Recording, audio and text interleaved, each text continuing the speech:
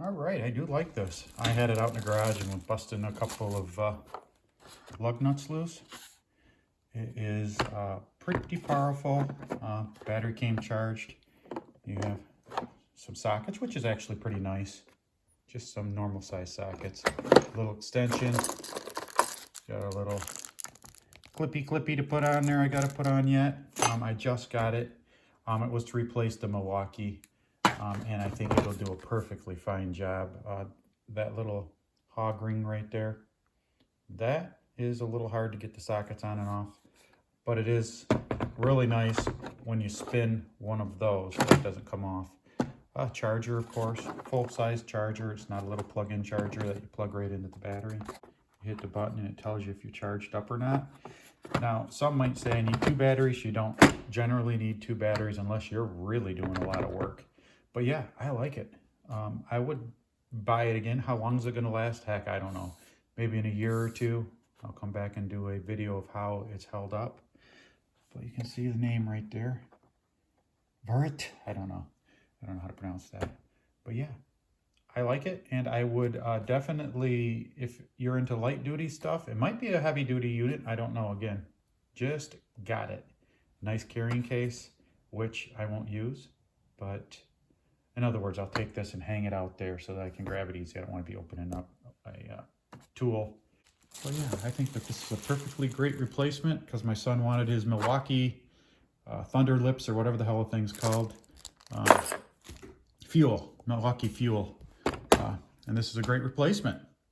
I would strongly, so far, initial thoughts, initial use, initial try, it does everything that I think I'm gonna need it to do, like ball joints and lug nuts. I'll take you out to the garage now and you can check out the busting loose some lug nuts on a Honda 4-wheeler and on a Chevy truck. And on here, these have been torqued down to 80 foot-pounds. Fits on there nice. See what happens. Oh, no problem. Have to retorque that, of course. Now I've got this over here too. Got this little 4x4 Honda, whatever, who cares? Now these, they got that, I don't know what the hell they call that, the hog. I'll show you in just a second. Hog ring. But I'm telling you, that thing does not. I'm struggling to get this socket off, so I'm gonna have to use 2 hands. Hang on. Jesus. Okay. Now, taking that socket off and putting that socket on is a pain in the ass big time because of that ring right there. I assume that that'll wear in a little bit, so I'm gonna put it back on again, 2 hands. Yeah, it just requires 2 hands to put on. And I imagine that'll wear in a little bit, but let's see how this feels. Here we go, you ready? Not bad. Try another one. Now these are not torqued down, these are just whatevered. Not bad either. Let's try one more. Oh, look at that. Yeah, I don't think this will have any problem doing exactly what I wanted, which is, you know, ball joints, taking tires on and off. Once it hits some serious rust, who knows? I mean, I think that as far as I can tell, it is doing exactly what the Milwaukee did. In extreme circumstances, heck, who knows, you know?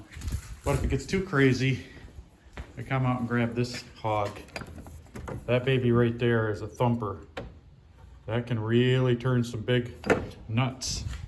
But yeah, I think that this is a good buy. I'd get it again. I don't like the hog ring on the front. It's really hard to use, but it's safer so that that doesn't spin off and take your teeth out. Because if you've ever had a socket come flying off one where the hog ring is removed, well, it gets interesting in a hurry, doesn't it? But yeah, I think that this is going to work out just fine. Hap for Hap Around the House. If you like the video, hit the button to subscribe. Hit the like button. See you next time.